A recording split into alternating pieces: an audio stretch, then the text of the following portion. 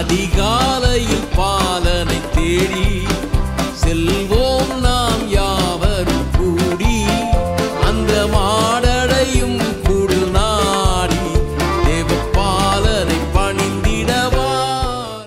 ஆண்டவர் இயேசு கிறிஸ்துவின் நாமத்தில் உங்களை வாழ்த்துகின்றோம்.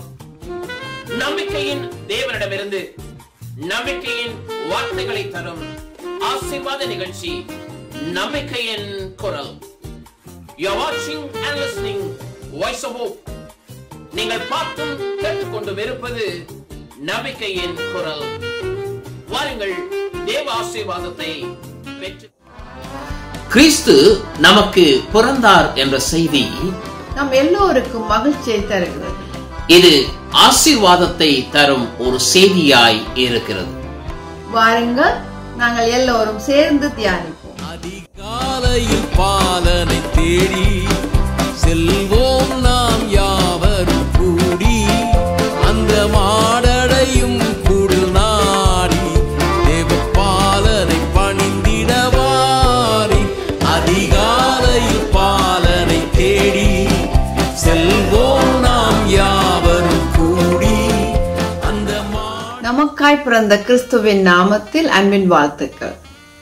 இன்று மனிதனை ஆட்டி படைக்கும் காரியங்களில் ஒன்று பயம். சிலருக்கு எதற்கெடுத்தாலும் பயம், சிலருக்கு எதிர்காலத்தை குறித்த பயம், சிலருக்கு மரண பயம். இன்று மனிதனுக்கு ஏற்படும் எத்தனையோ நோய்களுக்கு காரணமே பயம்தான். ஆராய்ச்சிகள் சொல்லுகிறது, சிறு குழந்தையிலிருந்து வயோதிபர் வரைக்கும் பயம் அனைவரையும் ஆட்டி படைக்கிறது. இயேசு பிறந்த போது அன்று கொடுக்கப்பட்ட செய்தியில் ஒன்று, பயப்படாதிருங்கள், எல்லா ஜனத்துக்கும் சந்தோஷத்தை உண்டாக்கும் நற்செய்தியை உங்களுக்கு அறிவிக்கிறேன். லூக்கா 2:10. அந்த நற்செய்தி என்ன? இன்று கர்த்தராகிய கிறிஸ்து என்னும் இரட்சகர் உங்களுக்கு தாவீதின் ஊரிலே பிறந்திருக்கிறார். லூக்கா 2:11. இயேசு பிறந்த செய்தி எல்லா ஜனத்துக்கும் சந்தோஷத்தை கொடுக்கும் செய்தியாகும். அந்த செய்தி எல்லா மக்களையும் பயத்தில் இருந்து விடுவிக்கிறதாக இருக்கிறது. கிறிஸ்துமஸ் கிறிஸ்தவர்களுக்கு மட்டுமல்ல, பிறருக்குமான நற்செய்தி ஆகும். கிறிஸ்தவர்களை மீட்கவோ அவர்களுக்கு மட்டும் நன்மை செய்யவோ தேவன் தமது குமாரனை அனுப்பாமல் ஒருவரும் கெட்டு போகாமல் அனைவரும் நித்திய ஜீவனை அடையும்படிக்கே அவரை அனுப்பினார். கிறிஸ்து நம் அனைவருக்கும் உரியவர்.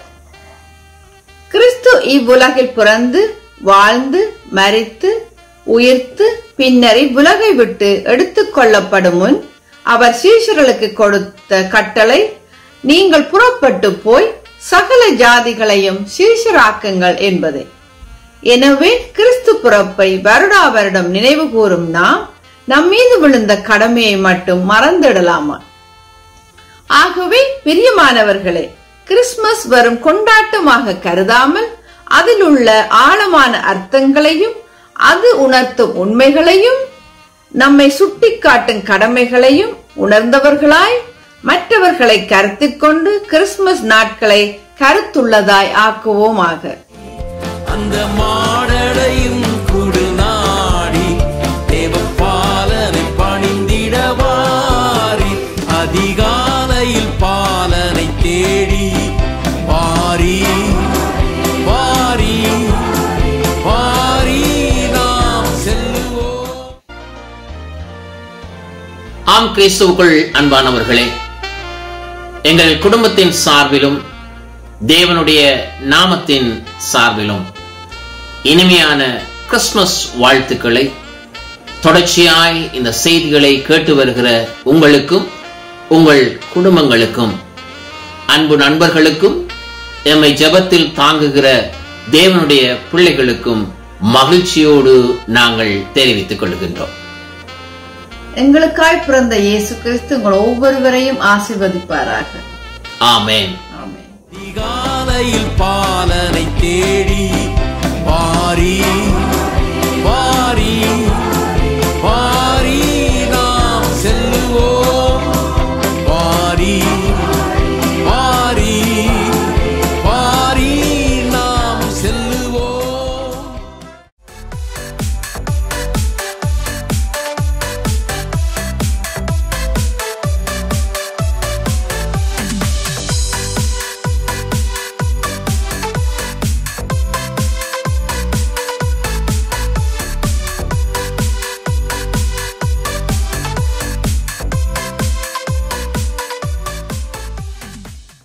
எனக்கு அருமையான தேவனுடைய பிள்ளைகளே, மீண்டும் இனிமையான கிறிஸ்துமஸ் வாழ்த்துக்களை தெரிவித்துக் கொண்டு இந்த நாளின் கிறிஸ்துமஸ் செய்திக்காய் உங்களை அன்போடு நான் அழைக்கின்றேன்.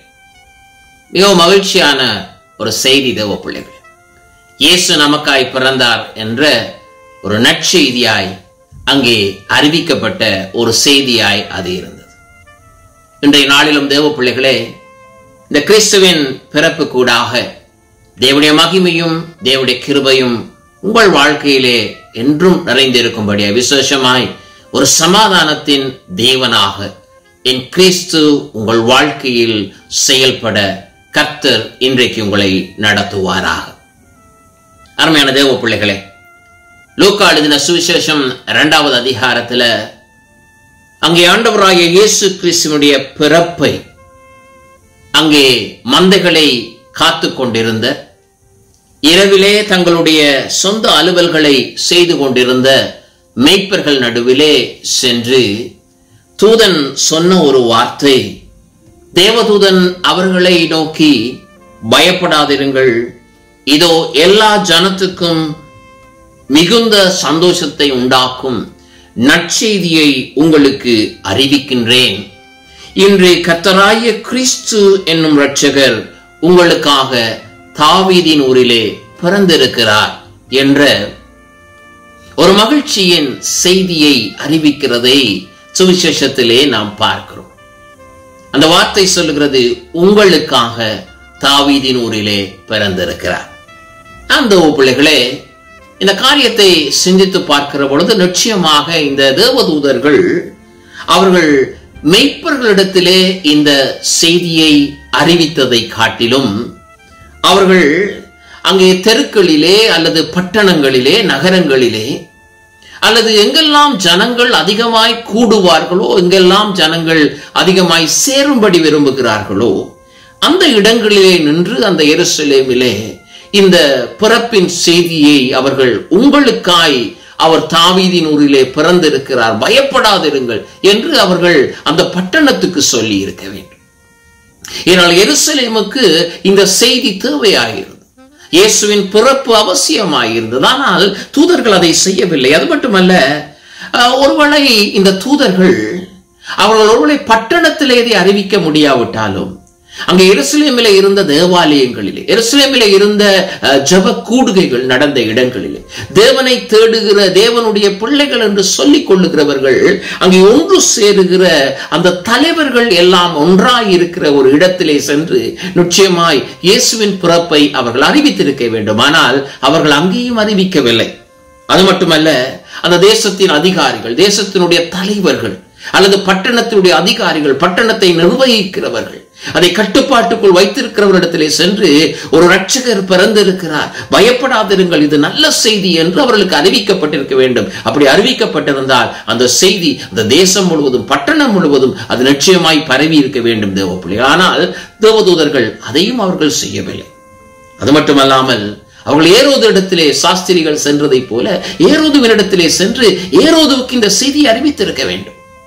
ஏரோதுவிடத்திலே சென்று கிறிஸ்துவின் பிறப்பை குறித்த காரியத்தை அவர்களுக்கு திட்டவட்டமாய் தெரிவித்து அடையாளங்களை காண்பித்து, அவர்கள் பிள்ளையை துணிகளிலே சுற்றி முன்னணியிலே கிடத்தி இருக்க காண்பீர்கள், நீங்கள் போனால் பார்க்க முடியும் என்கிற அடையாளத்தை கூட அவர்கள் சொல்லி இருக்க வேண்டும். தேவ பிள்ளைகளே, அதையும் அவர்கள் செய்யவில்லை.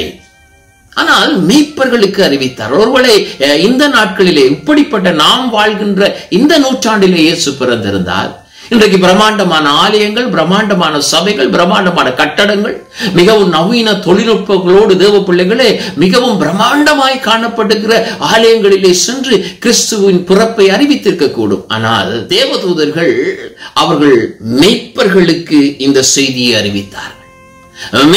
மெய்ப்பர்களுடைய வாழ்க்கையிலே அவர்களுக்கு தேவையான ஒன்றை அவர்களை பார்த்து பயப்படாதிருங்கள் என்கிற ஒரு பிரமிப்பான செய்தியை அங்கே அறிவிக்கிறதை அங்கே பார்க்கிறோம். பிள்ளைகளே, கிறிஸ்துவின் பிறப்பு யாருக்கு என்றால் யாருக்கு கிறிஸ்து தேவைப்படுகிறார், யாரெல்லாம் கிறிஸ்துவை அங்கே நாடி தேடி வாஞ்சித்து நிற்கிறார்கள், தங்களுடைய நாமத்துக்காய் அல்ல, தங்களுடைய பெருமைக்காய் அல்ல, தங்களுக்கு கொடுக்கப்பட்ட கடமைக்காக அல்ல தேவ பிள்ளைகளே, உண்மையாய் விடுதலைக்காய் காத்திருக்கிறவர்களுக்கு, உண்மையாய் தேவ பிள்ளைகளே, ஒரு ரட்சிப்புக்காய் காத்திருக்கிறவர்களுக்கு, விடுதலையான ஒரு வாழ்க்கையை அங்கே செய்ய ஆயத்தமாய் இருக்கிறவர்களுக்கு கிறிஸ்துவின் பிறப்பு அறிவிக்கப்பட்டது என்று அங்கே பார்க்கிறோம்.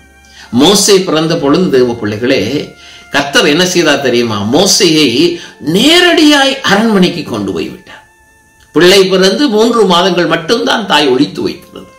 ஆனால் அதன் பின்பதாய் அந்த நதியிலே அந்த குழந்தை அந்த நாணல் பெட்டியிலே போடப்பட்ட பொழுது அது உடனடியாக நேரடியாக பார்வோனின் குமாரத்தியின் மகளின் கண்களிலே பட்டு தேவ பிள்ளைகளே அவர் அரண்மனைக்கு கொண்டு செல்லப்பட்டார். ஆனால் இங்கே இயேசுவின் பிறப்பு அரண்மனைகளில் அறிவிக்கப்படவில்லை, உயர்ந்த இடங்களில் அறிவிக்கப்படவில்லை. இயேசுவை மட்டுமே தேவனே தேவனே என்று சொல்லுகிற, இயேசுவை இயேசுவை என்று சொல்லுகிற இடங்களிலே அறிவிக்கப்படவில்லை.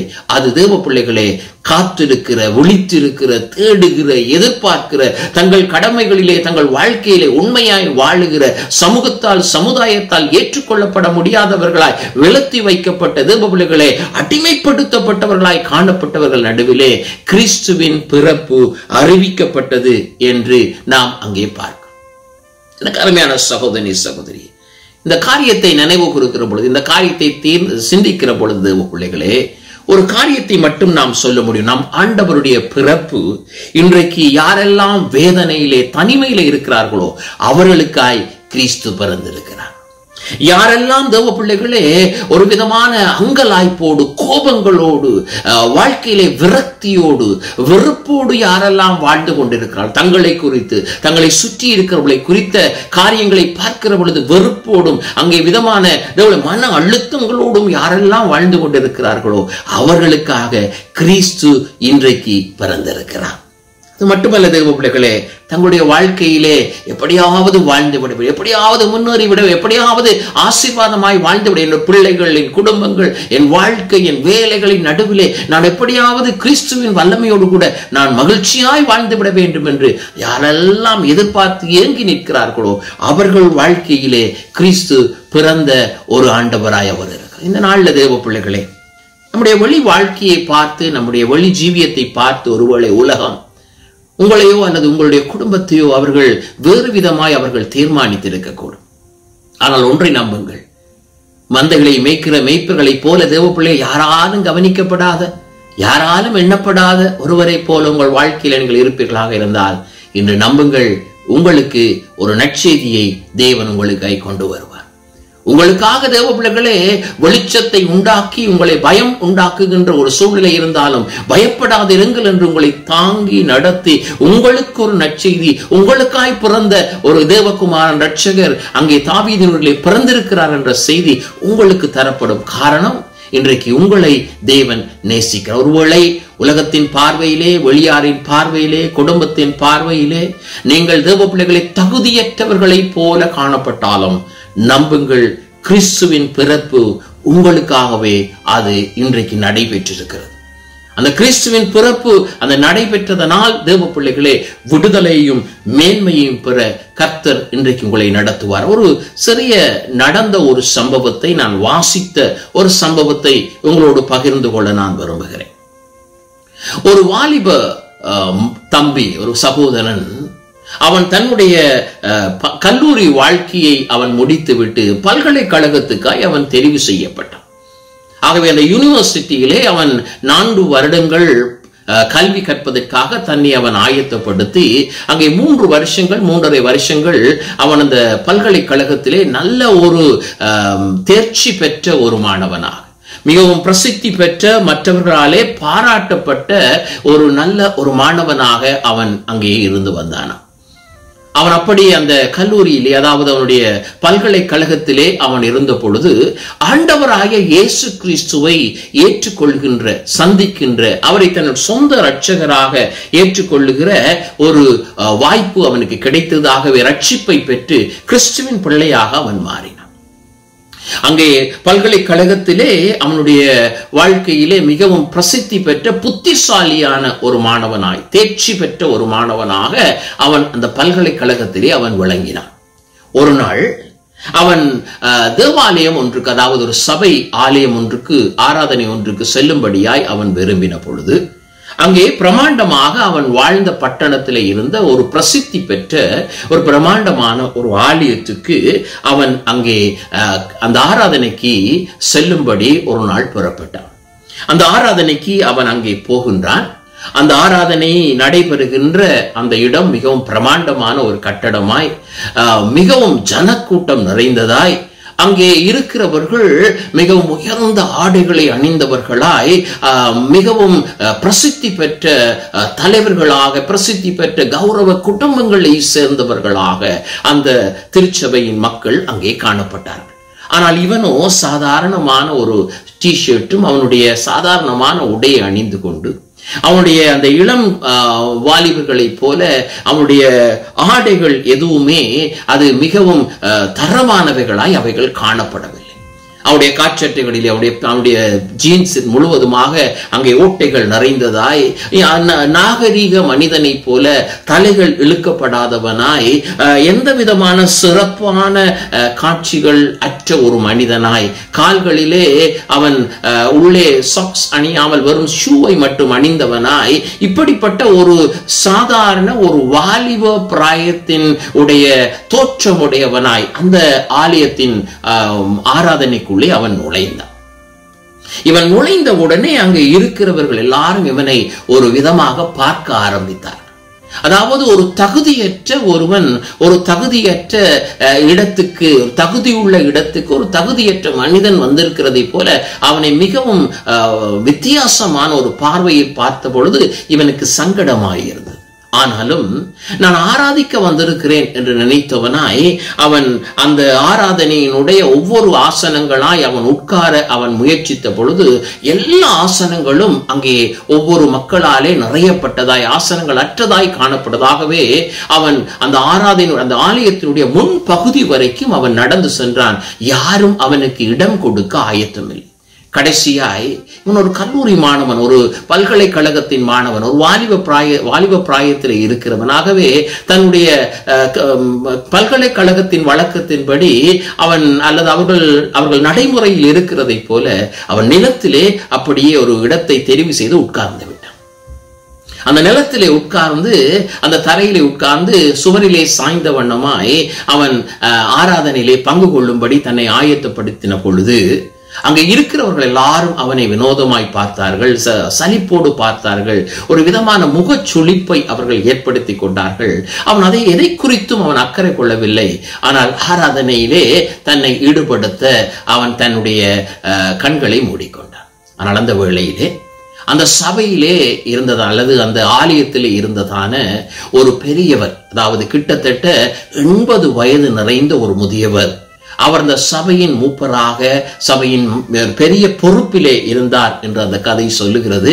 அப்படிப்பட்ட பெரிய பொறுப்பிலே இருக்கிற ஒருவர் தன்னுடைய கோல் தடியோடு, அதாவது நடக்க முடியாதவராய் இருந்தபடினாலே தனது ஊன்றுகோலோடு கூட அவர் அந்த இடத்திலே அவனை நோக்கி நடந்து வந்தார். அங்கே இருக்கிற எல்லா சபை மக்களுக்கு, அதாவது ஆராதிக்க வந்தவர்கள், அங்கே நின்றவர்கள் எல்லாருக்கும் மிகவும் சந்தோஷம். அதாவது ஒரு சரியான நபர் ஒரு சரியான ஒரு காரியத்தை செய்யும்படியாக இவர்தான் இவனை அங்கே கண்டிக்க முடியும், இவனை இந்த இடத்தை விட்டு துரத்த முடியும் என்று சொல்லி அங்கே அவர்கள் ஆச்சரியத்தோடு எதிர்பார்ப்போடு அவர்கள் பார்த்து கொண்டிருந்த பொழுது இந்த வயதான முதியவர் அவனுடைய இருந்த இடத்தை அவர் சேரும் வரைக்கும் அதிக நேரம் எடுத்தது. அதுவரைக்கும் ஆலயத்திலே எந்த சத்தமும் கிடையாது. எல்லாரும் மிகவும் எதிர்பார்ப்போடு தங்கள் கோபத்தை வெளிப்படுத்த முடியாதவர்களாய் இவர் இந்த காரியத்தை செய்ய போகிறார் என்று கவனித்துக் கொண்டு பார்த்து கொண்டிருந்த வேளையிலே இந்த முதியவர் தன்னுடைய அந்த ஊன்றுகோலை நிலத்திலே போட்டுவிட்டு அந்த வாலிப மகனை பார்த்து கேட்டாராம், மே ஐ சிட் வித் யூ என்று கேட்டாராம். உன்னோடு நான் அமர்ந்து கொள்ளலாமா என்று கேட்டாராம். அருமையான சகோதரனே சகோதரி, இன்னைக்கு கிறிஸ்துவை வெளிப்படுத்தும்படி கர்த்தர் நம்முடைய வாழ்க்கையிலே நமக்கு தம்முடைய ஜீவனை கொடுத்திருக்கிறார். இன்னைக்கு நம்முடைய ஜீவியத்திலே தேவ பிள்ளைகளே அந்த வாலிப தம்பியை போல கிறிஸ்துவை எந்த நிலையில் இருந்தாலும் என்றால் இன்றைக்கு ஒளியரங்கமாக மற்றவர்களை பார்த்து அவர்களை நாம் நியாயம் தீர்த்து விடுகிறோம். ஆனால் அவர்களுக்குள் இருக்கிற அந்த கிறிஸ்துவை குறித்த வாஞ்சை, கிறிஸ்துவை குறித்த அந்த தேடல் தேவ பிள்ளைகளே மற்றவர்களுக்குள் இருக்கிறது என்பதை நாம் நினையாதவர்களாக நம்மை பெருமைப்படுத்திக் கொள்ளுகிறோம், நம்மை வேறுபடுத்திக் கொள்ளுகிறோம். நாம் கிறிஸ்துவை வெளிப்படுத்தாதவர்களாய் கடின மனம் உள்ளவர்களாய் நாங்கள் இருக்கிறோம். அந்த வயதான முதியவர் மே ஐ சிட் வித் யூ என்று அந்த வாலிபனிடத்திலே கேட்ட பொழுது அந்த வாலிப சகோதரன் தன்னுடைய இருக்கையிலே, அதாவது தான் இருந்த நிலத்தின் அருகிலே இருக்கிற ஒரு பகுதியை காண்பித்து யூ ஆர் மோர் வெல்கம் என்று சொல்லி அவரை கரங்களை பிடித்து உட்கார வைத்தான். இருவருமாய் தேவனை சேர்ந்து ஆராதித்தார்கள் என்று அந்த சம்பவத்தை நான் படித்தேன். இது உண்மையா அல்லது யாரால் சொல்லப்பட்டதா எனக்கு தெரியவில்லை. ஆனால் ஒன்றை புரிந்து கொள்ளுங்கள் தேவ பிள்ளைகளே, கிறிஸ்து நம் மூலமாய் மற்றவர்கள் இருதயத்தில் பிறக்கும்படி தேவன் ஆயத்தமாயிருக்கிறார். இன்றும் அவர் ஆயத்தமாய், என்றோ பிறந்தவர் அல்ல, இன்றும் அநேக இருதயங்கள் நடுவிலே, தள்ளப்பட்டவர்கள் நடுவிலே, வறுமையானவர்கள் நடுவிலே, வேதனையோடு இருக்கிறவர்கள் நடுவிலே, கண்ணீர் நிறைந்தவர்கள் நடுவிலே, வாழ்க்கையிலே நாளை என்ன செய்வோம் என்று தெரியாதவர்கள் நடுவிலே கிறிஸ்து பிறப்பதற்காய் நம்மை அவர் பயன்படுத்த வேண்டும் என்று விரும்புகிறார். ஆகவே சகோதரனே சகோதரி, இந்த கிறிஸ்துவின் பிறப்பை மகிழ்ச்சியோடு நாம் நினைவு கூறுகிற அதே நேரத்திலே இந்த கிறிஸ்துவின் பிறப்பின் மகிழ்ச்சியை அதை பெற்றுக்கொள்ளாத இன்னும் ஒருவருக்கு நாம் காண்பிக்க கர்த்தர் இந்த நாளிலே உங்களை நடத்துவாரா? இதை கேட்டுக்கொண்டு அருமை சகோதரனே சகோதரியே, ஒருவேளை இந்த மகிழ்ச்சி என் வாழ்க்கையில் இல்லை, இந்த மகிழ்ச்சியில் நான் கடந்து செல்ல முடியாதபடி என் வாழ்வில் இழப்பு, என் வாழ்விலே மரணங்கள், என் வாழ்விலே வியாதி, என் வாழ்விலே என் பிள்ளைகளுடைய பரிதாபமான நிலை எல்லாம் காணப்படுகிற பொழுது மகிழ்ச்சி இல்லையே என்று நாம் சொல்வோமாக இருந்தால் நிச்சயமாய் நம்புங்கள், பயப்படாதிருங்கள். உங்களுக்காய் கிறிஸ்து பிறந்திருக்கிறார். அவர் நிச்சயமாய் உங்கள் வாழ்க்கையிலே ஒரு வல்லமையின் கிரியை அவர் செய்வார். ஆகவே நம்புங்கள், விசுவாசியுங்கள், கர்த்தர் உங்களை நடத்துவார். ஜெபிப்போமா? அன்பின் பரலோக தகப்பனே, இந்த மகிழ்ச்சியான நாளுக்காய் ஸ்தோத்திரம். இன்றைக்கும் உம்மை நாங்கள் வெளிப்படுத்த எங்களுக்கு கிருபைதான். ஆண்டவரே, எங்கள் உடையின் அலங்காரங்கள், ஆண்டவரே நாங்கள் வாழ்கிற வாழ்க்கையின் அந்தஸ்துகள், ஆண்டவரே நாங்கள் இருக்கிற இடங்கள், எங்கள் இருக்கிற உயர்வான வாழ்க்கைகளால் ஆண்டவரே உம்மை தேடுகிறவர்களை நாங்கள் உதாசீனப்படுத்தி விடாதபடிக்கு இந்த நாளில் உம்மை வெளிப்படுத்த எங்கள் ஒவ்வொருவருக்கு நீர் கிருபை தரும்படி நாங்கள் ஜெபிக்கிறோம். ஆண்டவரே, அந்த வாலிபனை போல ஆண்டவரே இந்த நாளிலும் கர்த்தாவே உம்மை எந்த நிலையில் இருந்தாலும் உம்மை தேடும்படி வாஞ்சிக்கிற பிள்ளைகளுக்கு நீர் அவர்களுக்கு விடுதலையை கட்டளையிடும்படி நாங்கள் ஜெபிக்கிறோம். சமாதானத்தை கட்டளையிடும்படி நாங்கள் ஜெபிக்கிறோம். உம்முடைய அன்பை வெளிப்படுத்தும்படி நாங்கள் ஜெபிக்கிறோம். ஆசீர்வாதத்தை கட்டளையிடும்படி நாங்கள் ஜெபிக்கிறோம். வழி நடத்துங்க, ஆசீர்வதிங்க. இந்த நாளையும் வரப்போகிற நாளையும் தேவன் ஆசீர்வதிக்கும்படியாய் என் இயேசுவின் நாமத்தில் ஜெபிக்கிறோம் எங்கள் நல்ல பிதாவே. ஆமென், ஆமென், ஆமென். அருமையான தேவ பிள்ளைகளே, மகிழ்ச்சியோடு இருங்கள், கர்த்தரை வெளிப்படுத்துங்கள், ஒன்றாயிருங்கள், ஒருவரை ஒருவர் மன்னியுங்கள், ஒருவரை ஒருவர் தாங்குங்கள். வேதனையிலும் கஷ்டத்திலும் இருக்கிறவரை தேவ பிள்ளைகளை தூரத்தில் இருப்பார்கள் இருந்தால் அழைத்து பேசுங்கள். அவர்களை தேவ பிள்ளைகளே தேவனுடைய வசனத்தினால் தேவ அன்பினாலும் அவர்களை திடப்படுத்துங்கள். உங்கள் அருகிலே இருப்பார்களாக இருந்தால், விசேஷமாய் வயது முதிர்ந்தவர்கள் வைத்தியசாலைகளிலே அல்லது முதியோர் இல்லங்களிலே அல்லது தேவ பிள்ளைகளே அங்கே நிரந்தரமாக தனித்து விடப்பட்டிருக்கிறவர்கள் இருப்பார்களாக இருந்தால் செல்லுங்கள், சந்தியுங்கள், அவர்களோடு நேரத்தை செலவிடுங்கள். அவர்களை தேவ பிள்ளைகளே கர்த்தருக்குள் பலப்படுத்துங்கள். உங்கள் வாழ்க்கையும் உங்கள் பிள்ளைகளின் வாழ்க்கையும் ஆசீர்வாதமாய் மாறும். கர்த்தர் உங்களை ஆசீர்வதிப்பாராக. மீண்டும் ஒரு தேவ வார்த்தையோடும் தேவ செய்தியோடும் உங்களை சந்திக்கும் வரை கர்த்தர் தாமே உங்களை ஆசீர்வதிப்பார் என்று கூறி உங்களிடத்திலிருந்து விடைபெறுகிறேன்.